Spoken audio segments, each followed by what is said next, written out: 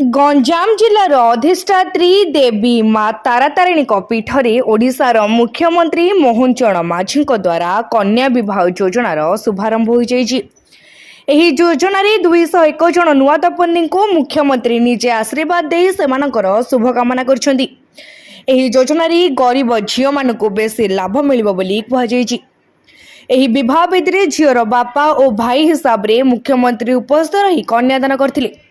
एही मांगलिक कार्यक्रम संपूर्ण हिंदू रीतिनीति अनुजाई विवाह कार्य समापन होइतिला।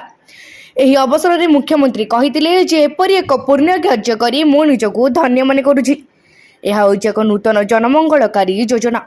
एही योजना अनुजाई गरीब खटिखिया श्रेणीर लोकमानक उपरे विवाहर बोझ किछि मात्रा आर्थिक समस्या को दूर करि परिबो और विधवा मानकु पुनः विवाह कराइबा सह झियो मानकु सामाजिक सुरक्षा देबा सह सेमानकु समाजर उचित सम्मान मिल पारिबा हेउजे योजनार मूल लक्ष्य।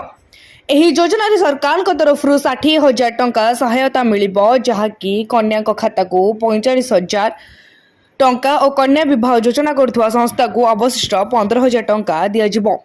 ଏହି କାର୍ଯ୍ୟକ୍ରମରେ ମୁଖ୍ୟମନ୍ତ୍ରୀଙ୍କ ସମେତ ଉପମୁଖ୍ୟମନ୍ତ୍ରୀ ପ୍ରଭାତୀ ପରିଡ଼ା, ମତ୍ସ୍ୟ ଓ ପଶୁ ସମ୍ପଦ ମନ୍ତ୍ରୀ ଗୋକୁଳାନନ୍ଦ ମଲ୍ଲିକ, ପରିବହନ ମନ୍ତ୍ରୀ ବିଭୂତିଭୂଷଣ ଜେନା, ଆସିକା ଏମ୍ପି ଅନିତା ପ୍ରିୟଦର୍ଶିନୀ, ଖଲିକୋଟ ବିଧାୟକ ପୂର୍ଣ୍ଣଚନ୍ଦ୍ର ସେଠୀ, ବିଧାୟକ କୃଷ୍ଣଚନ୍ଦ୍ର ନାୟକ, ବିଧାୟକ ସିଦ୍ଧାନ୍ତ ମହାପାତ୍ର, ବିଧାୟକ ଅନିଲ ରାଓ, विधायक सरोज पाढ़ी और जिलापाल भी कीर्तिवासन, एसपी शुभेन्दु पात्र, छत्रपुर उपजिलापाल सुभाषिष बराड़, एतद व्यतीत पुरुषोत्तमपुर तहसीलदार विनोद कुमार बेहेरा और बीडीओ शरद कुमार पात्र और एसडीपीओ सुजित कुमार नायक उपस्थित रही।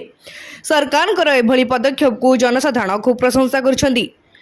गंजाम पुरुषोत्तमपुर माधव नंद दास को रिपोर्ट, तीर्थक्षेत्र लाइव।